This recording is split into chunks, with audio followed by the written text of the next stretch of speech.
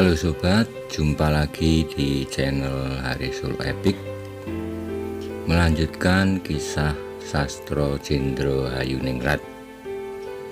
Sebelumnya saya doakan sobat semua dalam keadaan sehat walafiat, berlimpah rezeki, bahagia senantiasa. Bagi sobat yang belum subscribe, mohon untuk subscribe, like, komen, dan share untuk mendukung perkembangan channel ini ke depannya. Terima kasih. Salam budaya.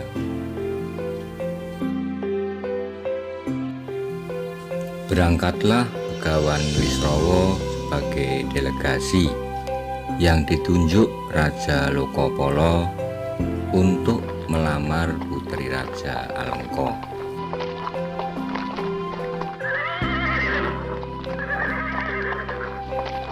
Dengan santun, Begawan Wisrawa mengutarakan maksud kedatangannya di hadapan Prabu Sumali,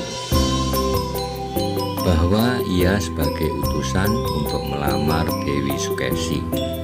Dengan sopan pula Prabu Sumali menanggapi maksud kedatangan Begawan Wisrawa. Diutarakannya persyaratan khusus untuk melamar putrinya.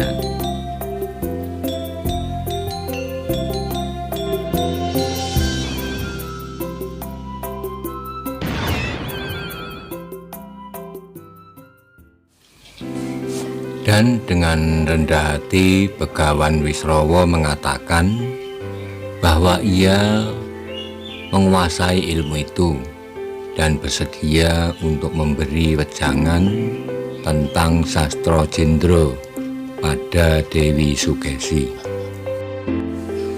Begawan Wisrawa juga mengajukan syarat untuk pelaksanaan wedaran ilmu itu, yaitu harus dilakukan di sanggar yang steril dari gangguan. Prabu Sumali menyanggupi dan menseyogiakan agar segera dilaksanakan wedaran ngilmu Sastro Jendro. Lebih cepat, lebih baik. Wejangan Wisrawa kepada Dewi Sukesi. Wejangan berlangsung di tempat sesuai syarat yang diajukan Begawan Wisrawa. Di sebuah ruangan beralaskan permadani, Begawan Wisrawa duduk berhadapan dengan Dewi Sukesi. Mereka hanya berdua, duduk bersila di ruangan sepi dan dingin. Pada awalnya wejangan berlangsung dengan serius. Wisrawa menggunakan susunan kalimat yang enak dan mudah dicerna. Sementara itu di lain tempat, yaitu di Kahyangan Junggring Saloka, terjadi gonjang ganjing, sungsang bawono balik, pertanda ada goro-goro di Marcapada. Maka Sang Hyang Otipati memerintahkan Bathara Narada untuk memeriksa kahanan ada apa gerangan di bumi Loka. Secepatnya Bathara Narada turun ke bumi, dan setelah mendapat data yang akurat segera kembali ke Kahyangan melapor kepada Sang Hyang Guru. Ketiwasan Adiburu, saat ini Wisrawa sedang medar ngilmu Sastro Jendro kepada Sukesi, ilmu yang dikhususkan bagi para Jawata. Begitukah Kakang Kaneka Putra? Sudah kelewatan Wisrawa. Baiklah Kakang, saya akan membadarkan niat Wisrawa itu.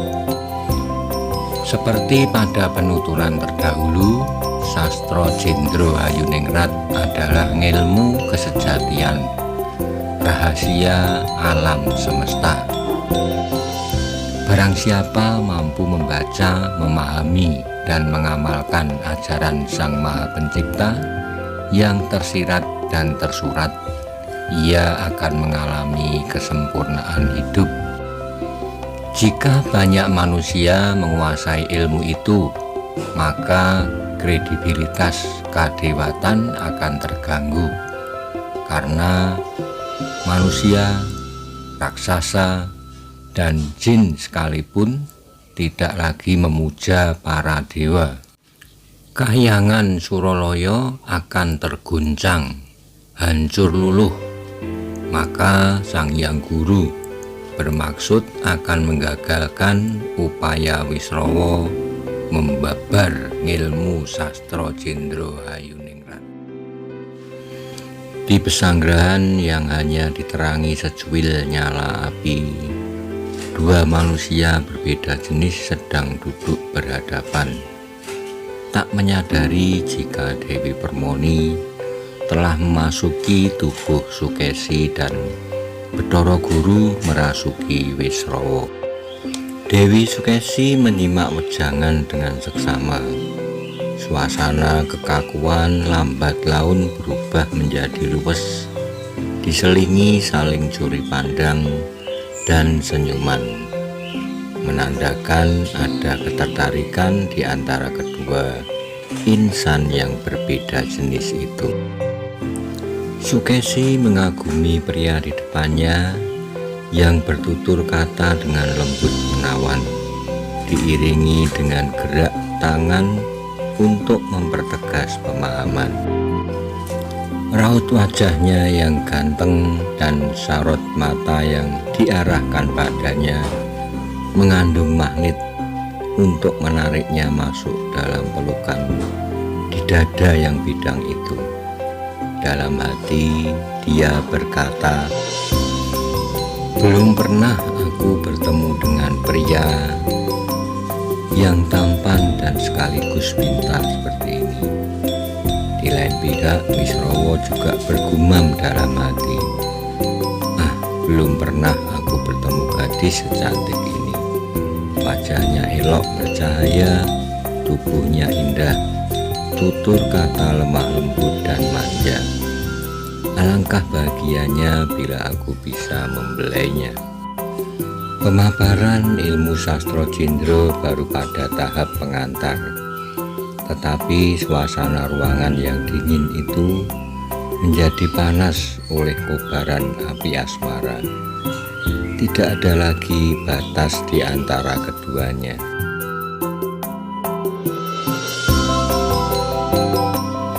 Atas nama nafsu, etika susila dan kesopanan dilanggarnya.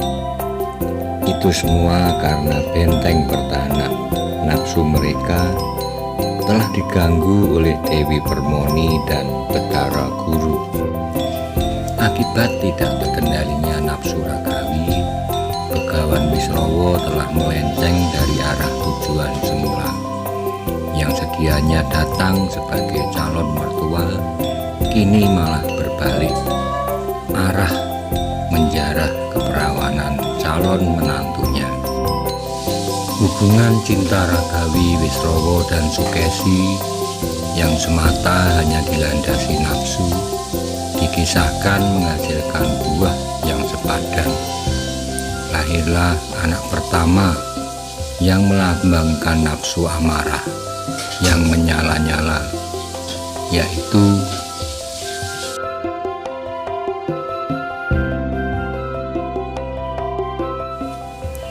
Dasamuka, raksasa besar yang mengerikan. Mukanya 10, berwarna merah bagai api. Wataknya jahat sekali, hanya mengedepankan nafsu. Kumbakarna, putranya yang kedua, raksasa besar, kulitnya hitam, melambangkan nafsu makan dan doyan tidur yang berlebihan.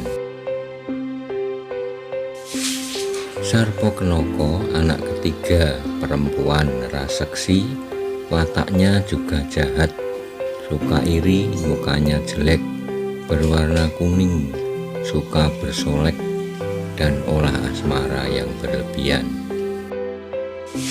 melambangkan nafsu kepada harta duniawi. Gunawan Wibisono, putra keempat berupa manusia, satria yang berwajah tampan berkulit putih pucat. Ini perlambang senang kepada laku tirakat, hidup sederhana dan menjalani kehidupan spirit. Rupanya baru pada proses berkembang biakan anak yang keempat, mereka sadar kembali dan melakukan hubungan kasih yang dilandasi kepada norma-norma asmaragama yang mulia. Maka lahirlah Gunawan Wibisono, satrio jujur, baik hati dan selalu memihak kepada kebenaran.